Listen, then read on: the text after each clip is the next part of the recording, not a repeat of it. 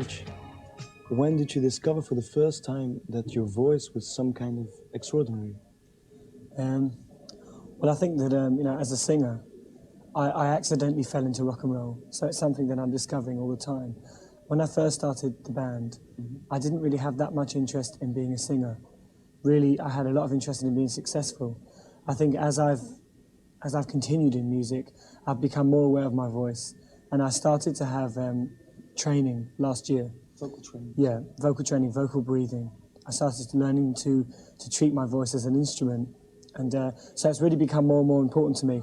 But I think that one of the things which made me start singing lessons was the fact that Stevie Wonder still takes singing lessons even after all these years, and that really inspired me, because I think that your voice is something very special. So hopefully I'll get better and better. I think it can be improved on.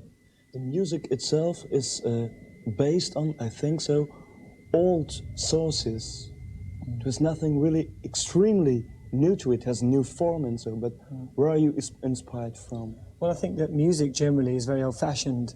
There's nothing new in music, you know. Pop music is basically modern folk music. And I think that everybody has this weird idea that what they're doing is something special.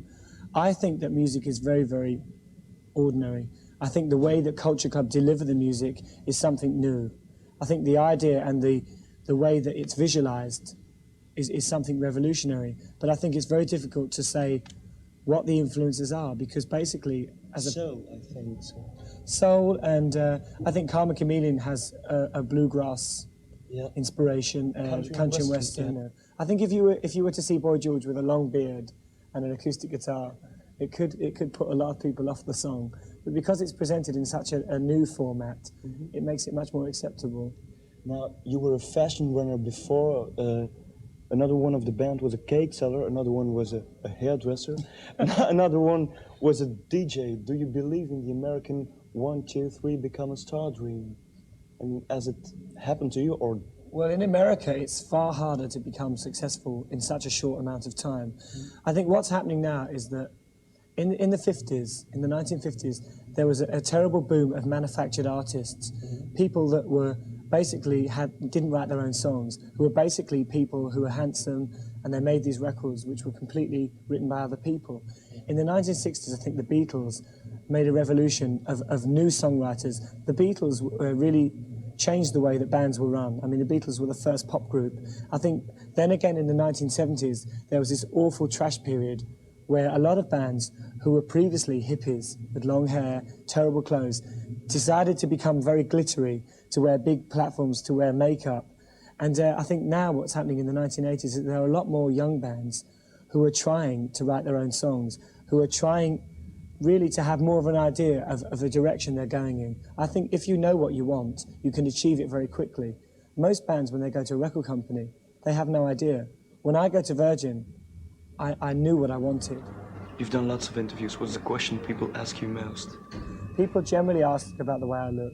Yeah. You know. In fact, you explained your looks contradictory. I want to quote some things, and then maybe you can comment.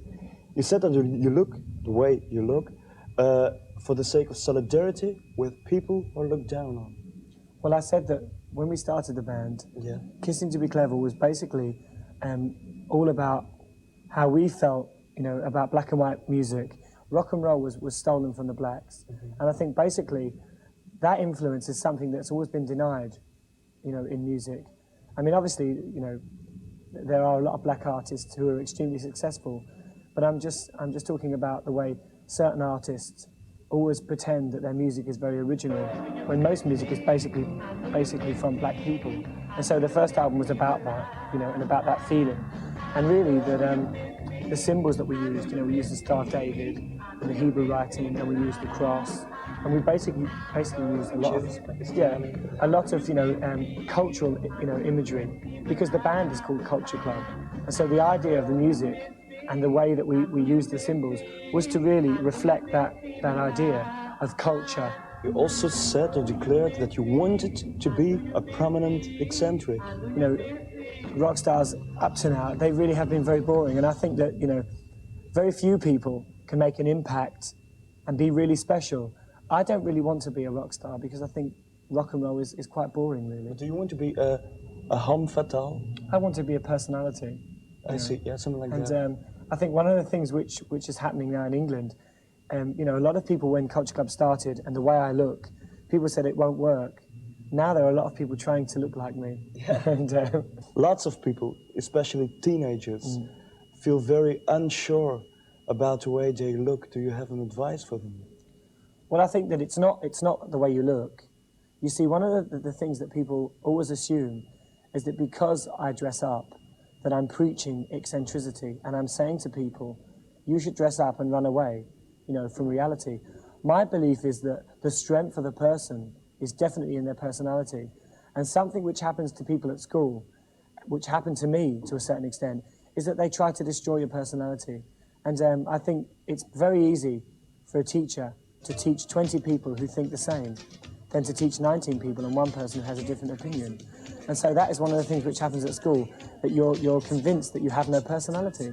And so I say to people that whether you're fat, ugly, whether you have a big nose, whether you don't consider yourself to be particularly sexy, that the value of yourself as a person is definitely your personality and the way that you conduct yourself with other people. It's so much more valuable than dressing up. There's a loving in your eyes all the way.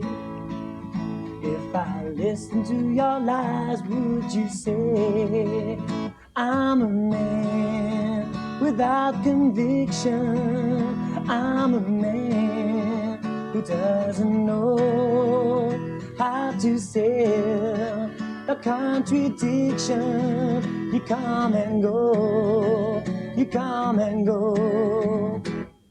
Come, chameleon.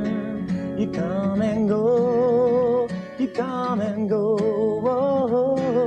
Love would be easy because you like my dream. Red, gold, and green, red, gold, and green.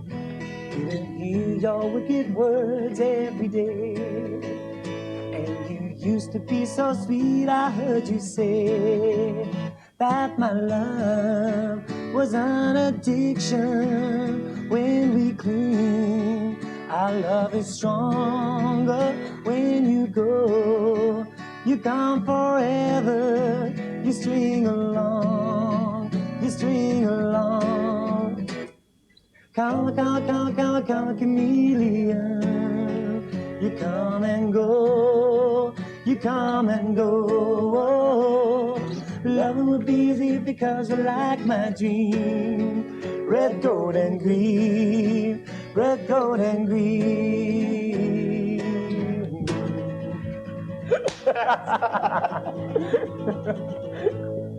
Okay, voilà. Maar de beste prijzen zijn nog niet weg, dames en heren. Te winnen boekjes en platen van Paul Young, als u ons weet te vertellen uit welke groep Paul Young afkomstig is. Verder ook LP's van Culture Club, als u ons weet te vertellen wanneer Boy George zich maquilleert. Is dat voor het slapen gaan, bij ramp en tegenspoed, bij gevaar en bekoring, bij het begin van een belangrijk werk of iedere morgen? Volgende maand komt Costello en dan zwijgen we nog over de rest. Dag.